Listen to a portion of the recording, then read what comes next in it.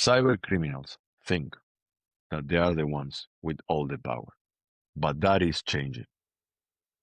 Cyber deception is starting to be a technology considered by more and more security teams to make sure that cybercriminals don't have such an easy job. And that is exactly what we're going to be discussing with Pawel Rybczyk and Anastasiia Dorosh from the company Labyrinth.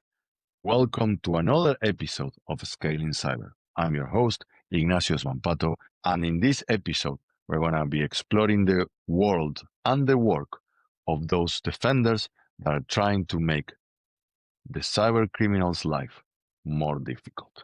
Labyrinth is a cyber deception company out of Europe that is bringing a new tool for cyber defenders to not only protect better their environments, but also troll cyber criminals. Let's go straight to talk with Pawel and Anastasiia and learn more about them.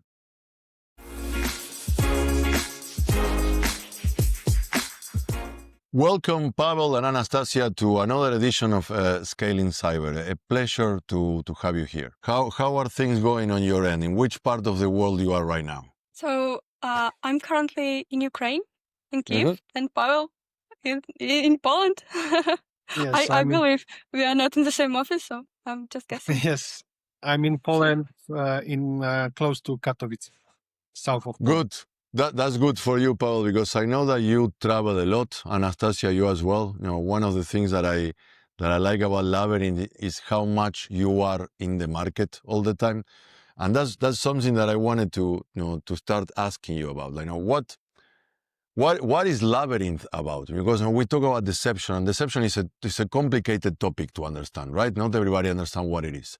So could you share with me and the rest of the people listening, what is Labyrinth, how it works, what it is, how it can be helpful for me as an organization? Well, in very short terms, I would say that Labyrinth is a platform. It's a tool that gives you the most effective solution for monitoring your network, to monitor your infrastructure.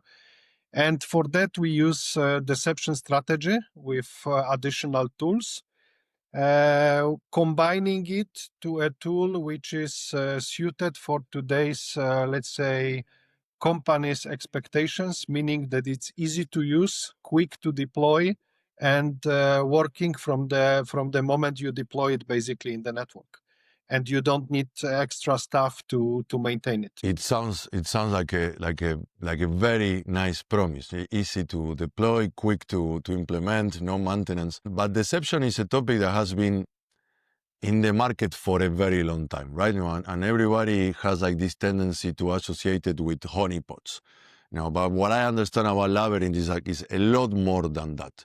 When you are implemented in the network of any customers, what is what the customers really get, in practical terms? Yeah, in practical terms, you get an early warning system. That's first approach. So by deploying points, that's how we called our honeypots. You are deploying basically a tool that will, in very sensitive way, inform you about potential misbehavior in the network. And the concept of honeypots or of the deception brings also another value, that it's a really low false positive kind of solution.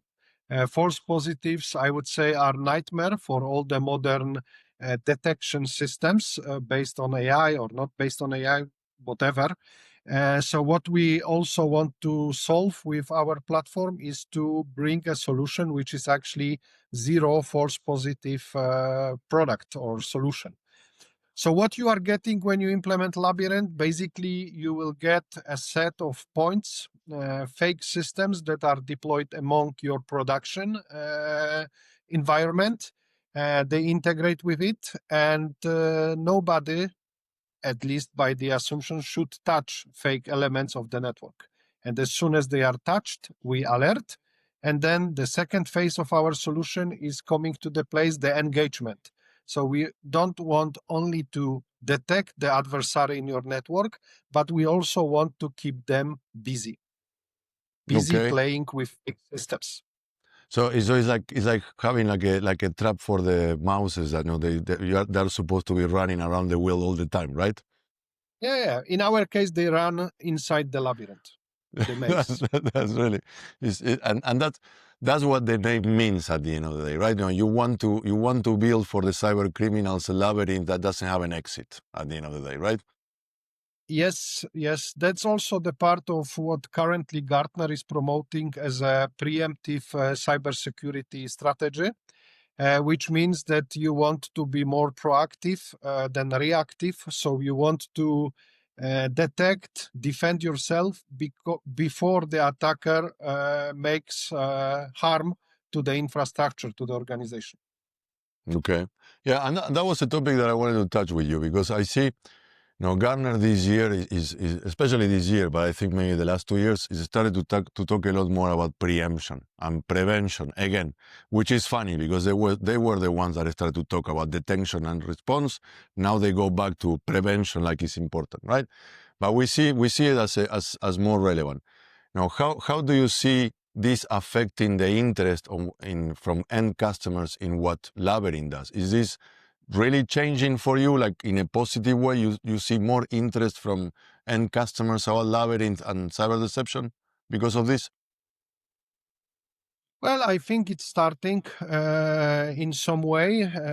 Of course, it's a kind of cycle. So I think we are at the beginning. And also, if you look at Gartner, I think there was a webinar, or let's call it report, during August this year, where they predict that preemptive type of tools within the security strategy will grow from 5% today up to, I think, 50% in 2030. So we are at the beginning. What does it mean from commercial perspective? Is that we still need to present this type of approach to customers. We need to get them interested. Within Labyrinth, we do it through our channel, through partners. So it's not that we are asked for that. We need to be more, one step ahead, let's say, and speak about it rather than customers are asking for that. The interest is high because, like you reacted at the beginning, the promise is very nice. It's a lightweight solution, no extra, extension of the team. You don't need to look for extra people to maintain it. So the low cost of investment in terms of resources within the organization sounds very nice to many customers. Okay, also what I like about this type of products, based on my let's say years of experience, is very easy to validate if Labyrinth is working. Okay, it's not an empty promise. We like to say it in a funny way, like Anastasiia is as well saying, to troll the hackers. We are also trying to make fun during our POCs, so proof of concept evaluation period, where we deploy Labyrinth and we encourage customer to invite pen testers, red teamers, to evaluate the infrastructure without knowing that Labyrinth is in place there, and to see how our solution is reacting on all of their actions. So it's fun. But also what is important, you can see that the product is working. You see the reaction, and all of the alerts are valid alerts. Okay, you don't see any random false positive popping up. Yeah, and that, technically speaking, is it's a very interesting concept, right? Because at the end of the day, there are not that many other solutions that can guarantee that is almost always an alert is a real alert and a real positive thing.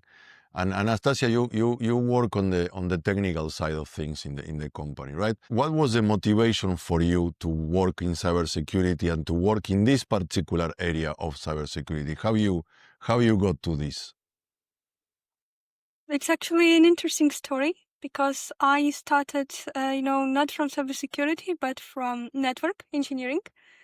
If talking about professional road, And what I liked about the Labyrinth, to be more precise, is that the concept is really simple. It's extremely simple when it's put in paper, and it's easy. and its beauty in that, in how simple and effective it is. And what I really like that, particularly when I work, talking from this more selfish perspective, is jumping between blue team, red team activities. So yeah, it's fascinating for me personally. Yeah, and I remember, I used to think that I was a technical person, and I remember installing honeypots like maybe 20 years ago, and it always felt like it's a very interesting concept. But it's only now with companies like Labyrinth that I see that maybe it becomes a reality finally, right? And why you guys think, and especially you, Anastasiia, that come from like the technical side of things, why you think that now technology and customers are ready for this concept? What changed? Is the technology more ready? Is it faster for you to maintain the different points that you, as you call them? Why is this is the moment of deception in the market? I think it's because it's getting more and more complex. So you see, the whole cybersecurity, and not only cybersecurity, the whole IT operations is getting harder and harder to maintain, harder and harder to understand what is going on. It's about second chance, So when the task becomes too complex, you need to think not only about the solution, but also the cost of failure. So what happens if any part of my big plan of defending this company, it fails? So it's also one of the things that cyber deception precisely helps with, in my opinion, from my experience working with that. Pawel, you worked in several companies in security, right? Because you were working in the distribution side of things in Poland. You work in Wallix, that is privileged access management, Gatewatcher, and so on, right? So you have a broad experience. And how do you see now cyber deception as a market growing compared to that experience that you had with the other ones? Because with many of these other markets where you worked in the past, it was also early, right? You were not working in established markets. You were always working in markets that needed to be developed. Do you see any difference now between the understanding of the customers, the preparation? Well, if I speak about let's say early part of my career working with vendors, there were two particular solutions. I'm glad that they were also made in Europe. So what I'm proudly promoting through my whole career, it was a firewall vendor at that time called NetAsk, now known to everyone as a Storm Shield UTM that is owned by Airbus. And then, of course, privileged access management, one of the European leaders, Wallix. Both of these products are covering what you could say the part of the strategy which is focusing on prevention. Okay, Yeah. Deception is not purely, I would say, prevention solution. It's more monitoring. So monitoring to have detection and to later have eventually a response, whatever the response means in the context. So I think what's changing right now is, like Anastasiia said, it's very important that cyber attacks are becoming more and more complex. Okay, what does it mean? That means that if you want to detect them, or if you want to be aware of an attack, you should detect it at early possible stage. Okay, because later it's also possible, but the cost is much more higher. The cost of having experts on board for analyzing it and so on. So that's point number one. Point number two is that customers are talking more and more about strategy. What is my strategy for cybersecurity? Yeah. And how do I benchmark, or how do I check in which place of the strategy am I today? Okay, we start to talk about it rather than we speak about, okay, I need UTM. Okay, Yeah. needing UTM means nothing today. What is your strategy? Okay, and how do you evaluate this strategy? I like to say that what we do with deception is like smoke detector for your network, okay? But to know that your smoke detectors, if it's Labyrinth or combination of tools, because depending on the size of the company, it might be set of tools, how do you validate that they are actually working, okay? Do you do once per year a test? Do you benchmark? Do you look for, let's say, blind spots in the strategy you have? So I think that's changing a bit. And of course, on the top, we have the political situation, which is also driving some decisions, some strategies into some directions. Okay. Yeah. Maybe I will speak 1 minute extra about that topic because I think, and personally for me, it's very important. This made in Europe It's fun because it was the next topic I wanted to ask you. So like we can go straight to it. Yes. Yes. So, I'm not naive. I know that it's impossible that we will tell now, for instance, in Europe to customers, switch everything to made in Europe products. It's impossible. But for the critical aspects like access management, like monitoring, whatever, misbehavior or wrong actions within the network, it's not so hard to get a European vendor. Actually, if you look at initiatives like EXO with the CyberHive catalog, you can filter for the missing part of your strategy and you can very quickly get who is doing that here in Europe, who is close to you by filtering by country and so on. I don't want to promote only EXO. There is a lot of local initiatives like, I don't know, Teletrust in Germany, Cyber Made in Poland. So more initiatives like that, the better. So yes, so strategy, focusing on monitoring, early threat detection, and maybe a bit this political concept. That's what I think it's new and what is happening right now. And it's changing and it's opening the minds of people to consider other solutions, right? And that makes sense. And that's something that, I see Labyrinth as being a very active. Like you are a very active part of the European cybersecurity company. You are pushing for people to at least consider European cybersecurity solutions, even beyond deception. And I remember seeing Anastasiia presenting in The Hague this year. When you actually got it was the EXO CISO Choice Award, right? Labyrinth got it this year, if I remember correctly. Do you feel that this type of awards, or this type of recognitions are also helping, Labyrinth more? In which way you see the help? Now, I do remember Anastasiia being very happy during that presentation when she received the award. But then, besides that personal feeling that we can share, if you want, do you see that these type of recognitions are changing even the way that people like customers are seeing Labyrinth today and considering Labyrinth? Well, for sure it helps. I would not say that it's a huge help or huge difference, but of course it's one of the arguments pro selecting this or another solution or going this or another direction with building the strategy. Okay, so of course we still need to speak about it a lot. Of course, these kind of initiatives help us also to get connected with other European vendors and speak about possible, technological alliances. Because at the end of the day, keep in mind that we are not only promoting made in Europe and ask CISOs to select our product because we are made in Europe. Behind European vendors, there is quality. Okay. And the thing is how to speak about this quality. We don't want to promote weak solutions and just because they are made in Europe. Okay. We want to have sometimes that's the feeling, right? Like many people think that's the feeling, but there are good solutions in Europe. That's for sure, right?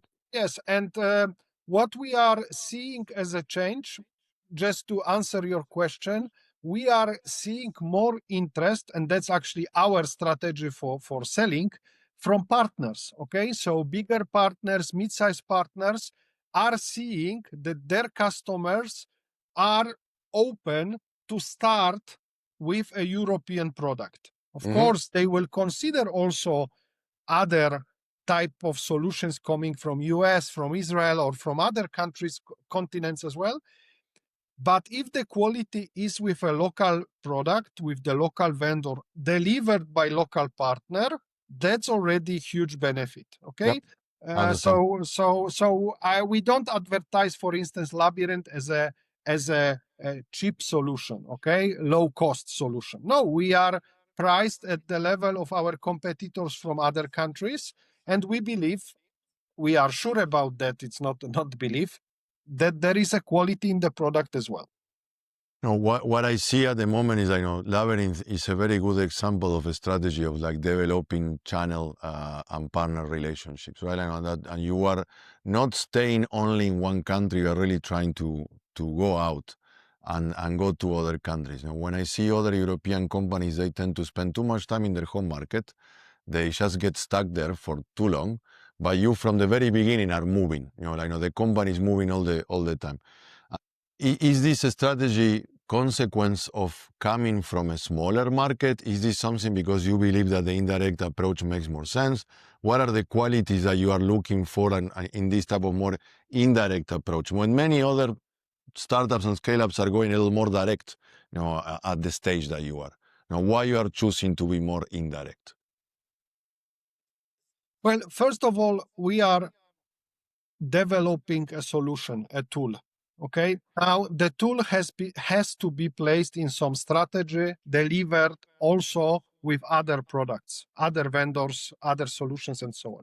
So for that, you need to have partner, integrator, man in the middle, however you call it. Okay. Yeah. We are relatively small company focusing on delivering the best deception in the world. Okay. That's our goal. So we can only scale commercially if we work with partners. Okay. Yeah. Why this strategy? Of course, huge impact, at least on my side, is that I started my career working for a distributor, value-added distributor in 2005. Another co-owner and actually co-founder of the company, Yuri Gatupov, is also coming from a distribution company. So in our, I would say, blood is to work with partners, to work with channel, okay?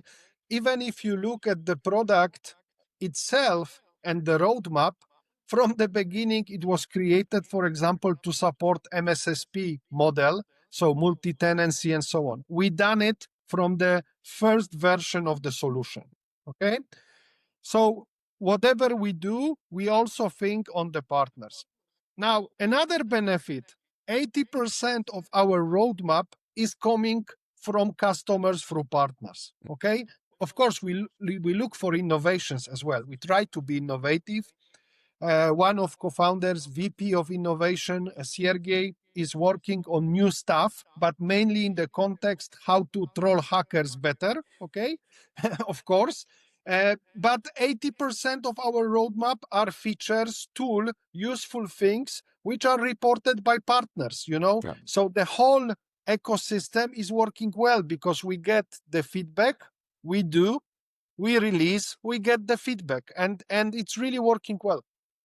At the end of the day, having more partners in more countries is like the points that you have with Labyrinth, right? The more points, the more feedback that you get in a way, right? I completely agree, and that I'm a person that believes in working with partners. But for me, it's interesting because you are one of the few that is so, I think, so active on this, and really, even so loyal to the approach. That many other vendors, they go direct, indirect, they move here, there, go one country here, one country there, but you are actively going everywhere. And I think that's a unique thing, or is quite a differentiator about your approach, that you are developing something, but that you are feeling local, to the customers because you are there.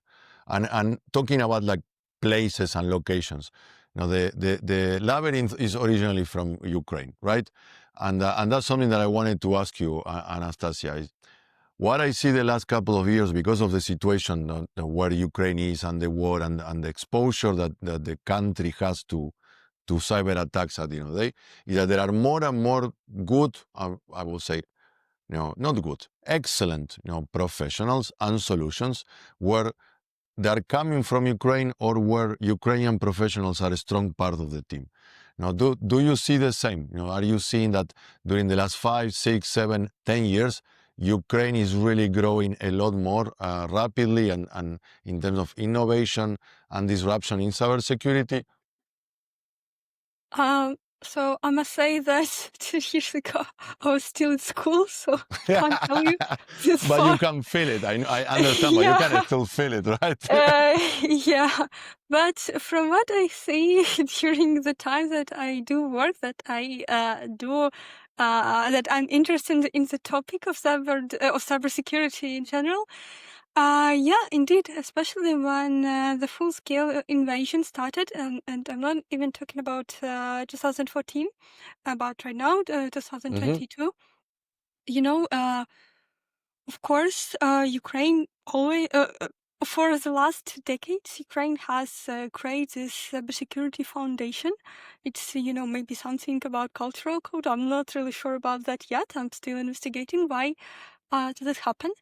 But it's a fact that we do have this experience, and right now we have more and more ways to actually prove ourselves, to defend, to attack, and and etc. And by the way, quite a big amount of interesting stories with Labyrinth. How we were able to detect some activities, how we were able to deter some activities. They come from Ukraine. So from Ukraine, some critical infrastructure, so from Ukraine, some important operational. So of course, I cannot share what exactly, but it's quite a huge project. Yeah. That we can see, that we can prove that Labyrinth actually does a job, does what it tells actually what it's supposed to do. Yeah. So unfortunately, yeah, you see that. Unfortunately, I'm still here. So unfortunately, the war is still happening. But the list that we got is that advance in the cybersecurity field. Yeah, and that is my perception, right? Like, of course, I know the war is terrible, and it's something that has a lot of negative impact on people's lives, and it's a terrible thing. But one of the outcomes, is that people like you that are working in cybersecurity, you are really in the middle of a conflict that really shows you how to. You are learning a lot, right? You are learning how cyber attacks are evolving and how they're changing, and by that you are really creating a, forgive the pun, but like really proven solutions in security. That in these days, probably that's one of the best outcomes in terms of cybersecurity when it comes to Ukraine, is that you are really being able to prove in a place where cyber attacks are real. They are not just a ransomware gang that is using third-party tools that they purchase somewhere. You are really fighting against advanced adversaries. They try, yeah, every day. It's their goal, and our goal is to defend ourselves. Yeah, so we have this war, like with weapons, and we have this cyber war, how it's how it's being called in the news. Yeah. And that's something that I like when I saw presentations by both of you. I like how you talk about trolling cyber criminals, right? And I think it's a very simple way that describes the power of what Labyrinth can do. But on the other side, aren't you afraid a little bit or concerned about the retaliations from the cyber criminals? You don't think that eventually they're going to get a little bit annoyed that you are positioning the company this way? Well, I don't think so. We are not afraid. We don't think about that. So really, it's not the case at all. I think it would be, a greater benefit. So they will be, Okay. they will be flying around more. That we will be detecting more. So. Yeah, I think that the whole story of Labyrinth, if you look at how do we message the solution to the audience, is a bit different than most of the products on the market, because we don't try to scare potential customers. We want to give them opportunity to shift a bit the situation they are in, And I think preemptive cybersecurity is about that. Okay, so don't be afraid. Make the life harder for the cyber criminals by using some tools that are on the market. Yep. Like you said, Labyrinth was founded in Ukraine. All the three co-founders are still within the team, Vlad, Sergey, and Yuri. Now, as the company was moved to Poland, I would actually say, in the name of all, again, European vendors, that Europe is heavily stressed right now by Russians, by, let's say, other nations, I would say, or state players. And really, these products are tested on the battlefield, if I can say that, Yeah. okay, on the cyber battlefield. Yeah. And that's why we can improve the solutions much more quicker. For us, in context of deception, the most important aspect of deception is to look realistic. Okay, so how can you test it? You need to stress yourself. Okay, so if we are in environments, or let's call it situations, where we can see how good is our product, we also feel more confident to go worldwide with the offering. Yeah, yeah, and that is an interesting thing. I'm talking also with a couple of other founders that are originally from Ukraine because of the Scaling Cyber, because of the podcast, and similar, reaction is what they have. Is yes, thanks to the bad situation that at the end is a real life situation, they're able to develop products that are, probably the most tested products all over the world these days, right? They are in the middle of a real, cybersecurity battle all the time. And changing a little bit the topic, but also talking about the a little bit of the personal side of things, right?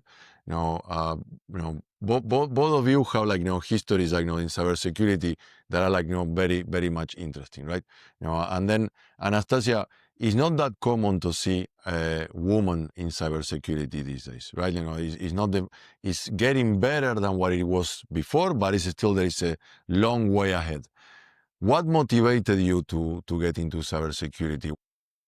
It's quite an interesting story because, quite often people tend to search for deeper sense in where it's not present. And in my case, the reason why I even considered cybersecurity was the exams, because I was better at math.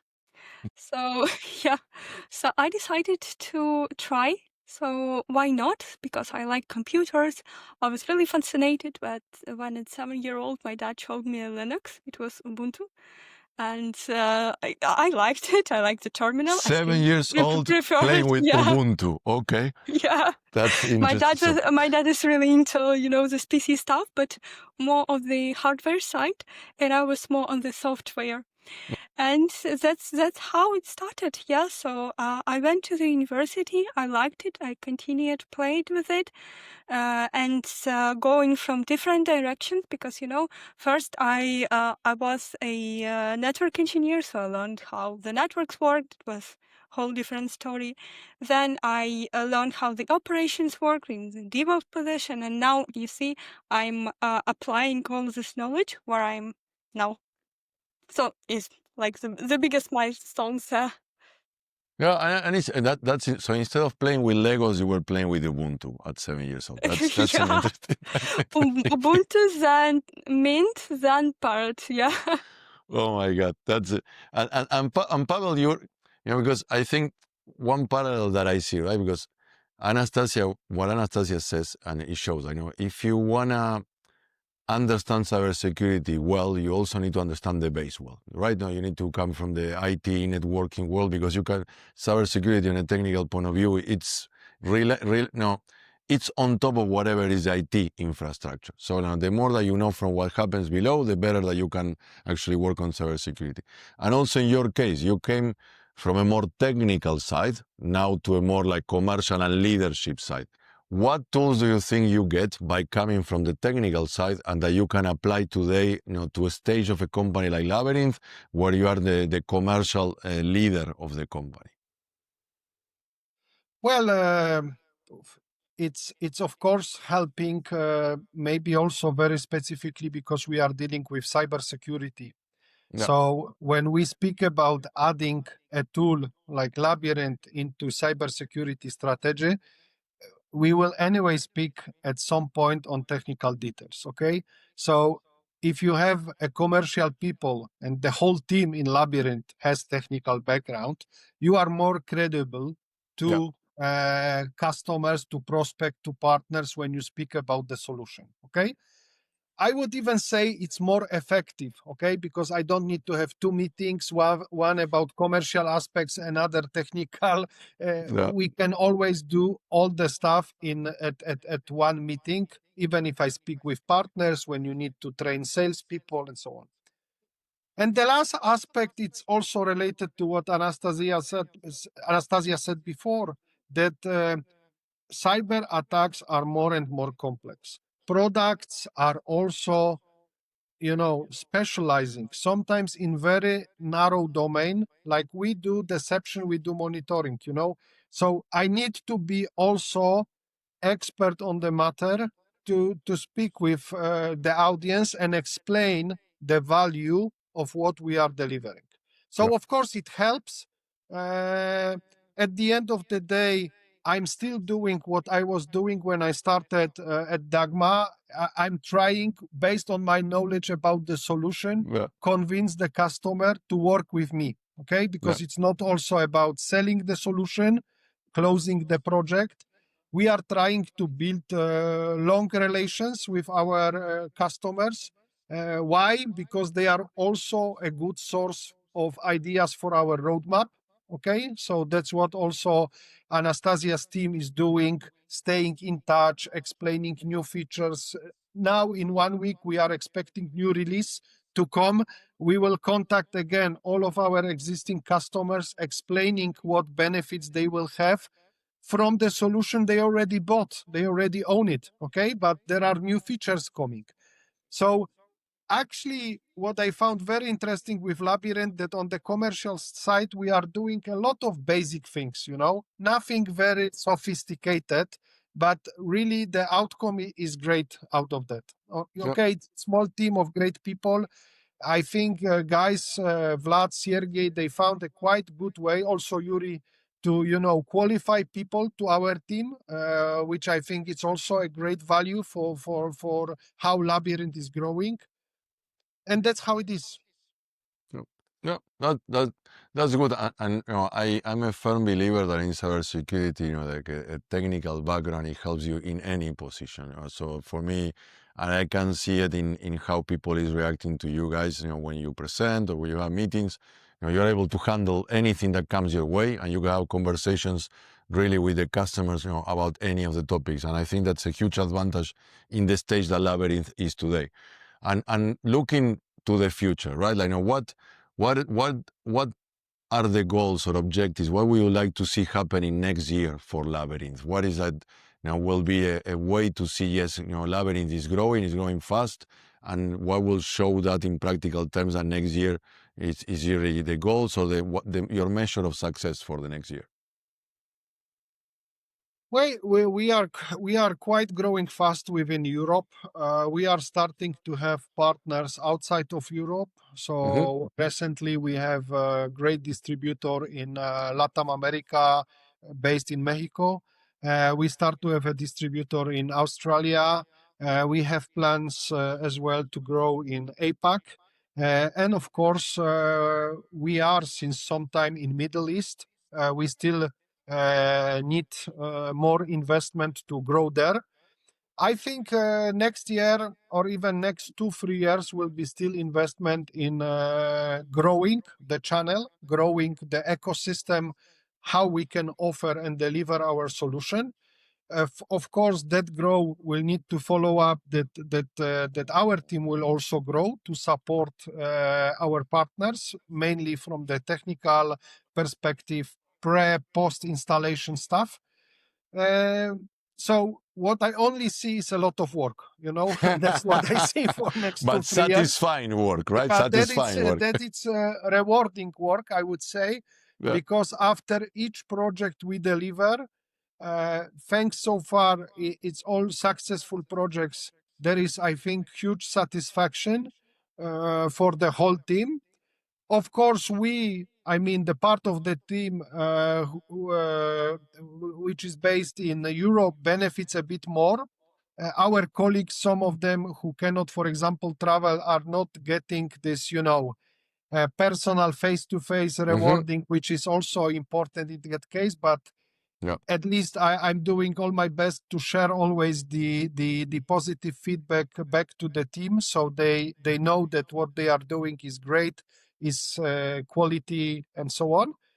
But again, we are still scale up, so there are no specific goals. We need to grow. We need to evangelize the market.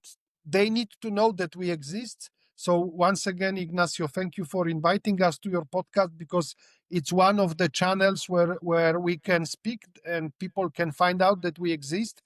I also use the occasion one more time to promote, for instance, the Cyber Hive catalog, where you can find more companies like ours who are doing also great things.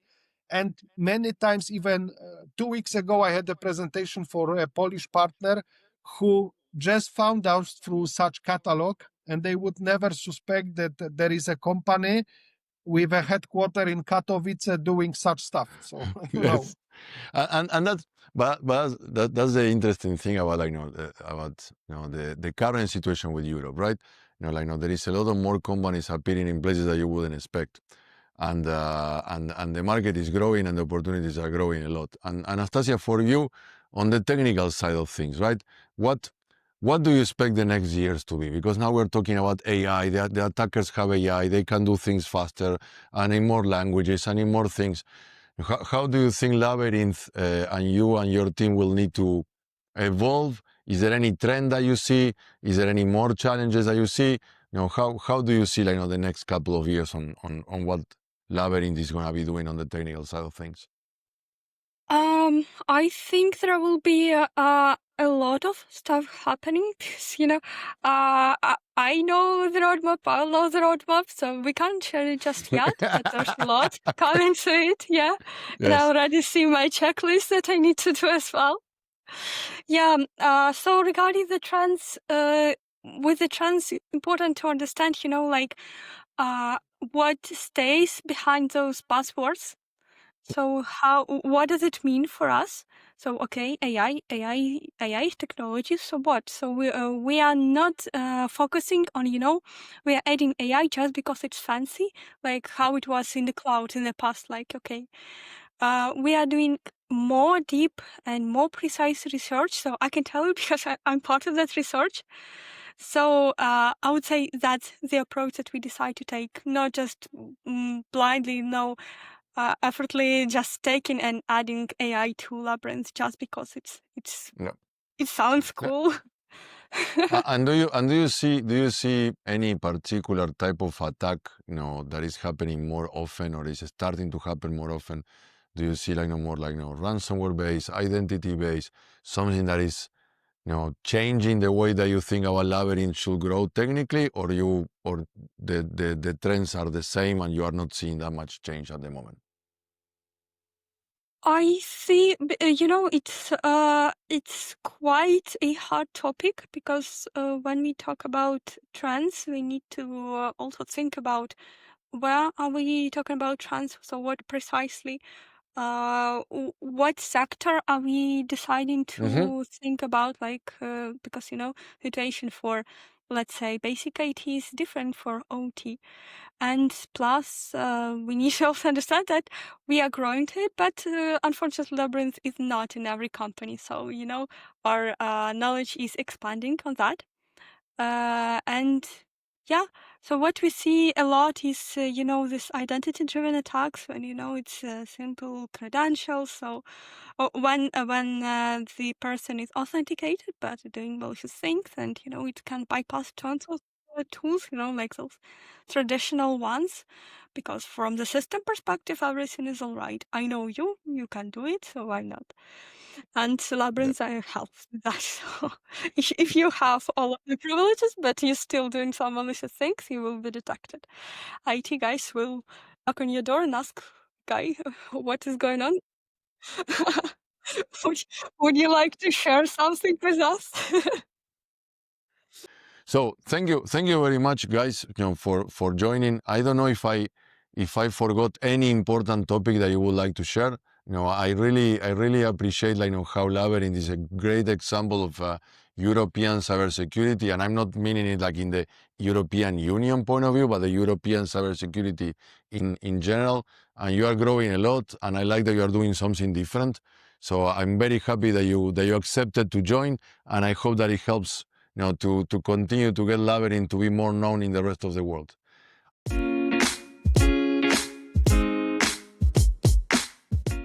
I'm very happy that Pawel and Anastasia joined in this episode of Scaling Cyber. There is something that I really appreciate about the work that Pawel in particular is doing, is that he's really trying to bring forward the attention to European cybersecurity innovators, not only as the CEO and leader of Labyrinth, but also as part of the European Cybersecurity Organization and many other initiatives. He's a strong believer on the quality of the cybersecurity solutions from this part of the world. And I'm very happy to have had also Anastasiia in this episode because she shows that for cybersecurity innovation, there is absolutely no limitations. This was an excellent episode, at least for me. I hope that you enjoyed it as much as I did. And remember that you can subscribe to Scaling Cyber in YouTube, Apple Podcast, Spotify, and Substack. Thank you very much for being part of this journey. Stay safe and keep building.